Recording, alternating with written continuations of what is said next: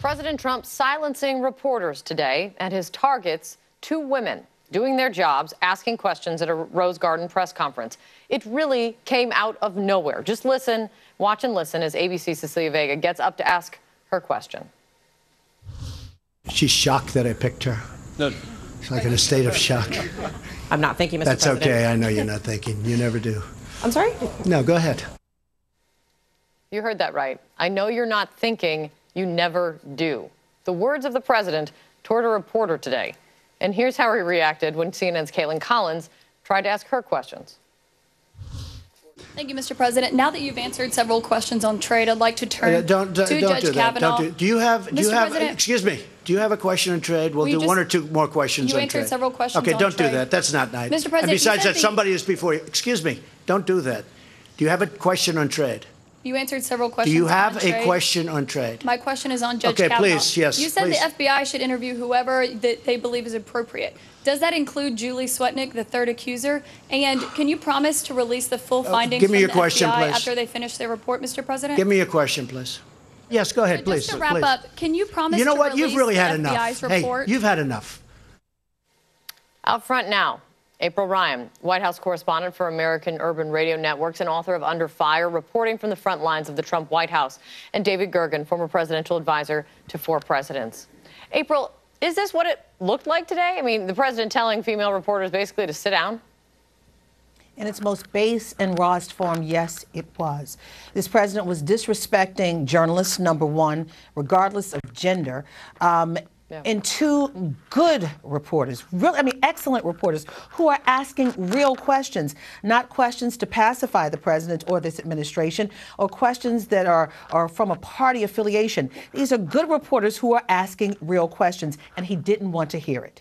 David, you saw this today play out, and you thought what? I thought that he has deep down in him a real animus now toward women who have been coming forward and bothering him, pestering him, you know, and he said, we now know of 25 women who've come forward that he's aware of arguing a sexual assault from one male or another, many of them about him, and in every single case he has demeaned and dismissed the women. And now that he's under attack on the Kavanaugh front, he engaged in these gratuitous insults against these 2 women reporters, something that just isn't done. I'm sorry, I just can't remember a bullying of reporters like this ever. But he's almost itching to have a fight, and he's so surprised because his numbers are dropping, you know, so rapidly among women. There's one report out on a poll of Republican women are down 19 points in their favorability of the president, and there's a sharp drop among women with regard to the Kavanaugh. And independent women are down over 15 points against Kavanaugh, and the overall among women is now it's 7 or 8, 9 points down.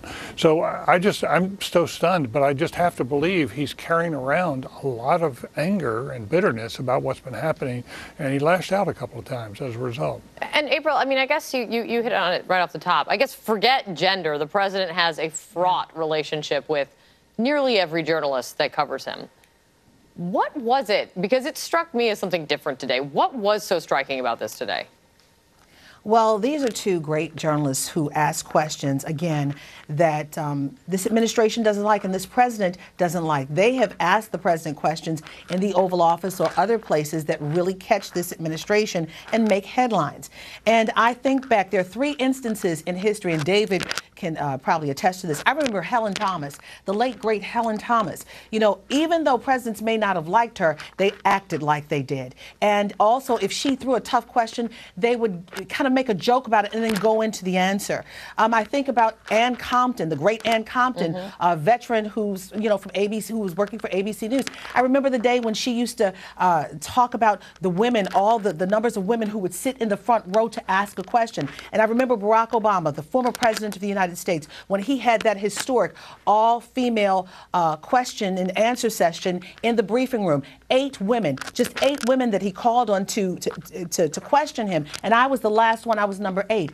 And for this president to demean, number one, the press corps, and to demean the women in the press corps who are there to do a job, it does not bode well for him. This is it's against freedom of the press. And also, it doesn't look good for him when it comes to women. And David said it so succinctly that, you know, we're going into the midterms and his numbers are dropping. This does not bode well for him. Let me talk about those numbers. One of them that you're alluding to, David, the new Quinnipiac poll out today about Judge Kavanaugh. It shows a big gender gap now. Women now opposing the Kavanaugh nomination by 18 points. I mean, 30. I mean, they might say they don't care, but should the White House really be worried about this number? Yes, this is not a gender gap; it's a gender canyon. And it's deep and it's forbidding, and it really is in the country's interest. This is not just about Trump's approval or disapproval or whatever. It's about what kind of country we're becoming, and whether our leaders are going to try to be healers and people who respect each other and move us towards civility, or whether they're going to continue to drop these bombs on our civility and sort of just make us all angry with one another. Yeah. In the end, I don't think we all need nice. We just need respect. And the thing I was so impressed with was the level of respect, though, still, from both of those reporters to the office of the president. They didn't respond. They just kept asking their questions. Great to see you guys. Thank you. Thank you. Out front for us next, President Trump with a surprising admission about the fight for the control of the Senate.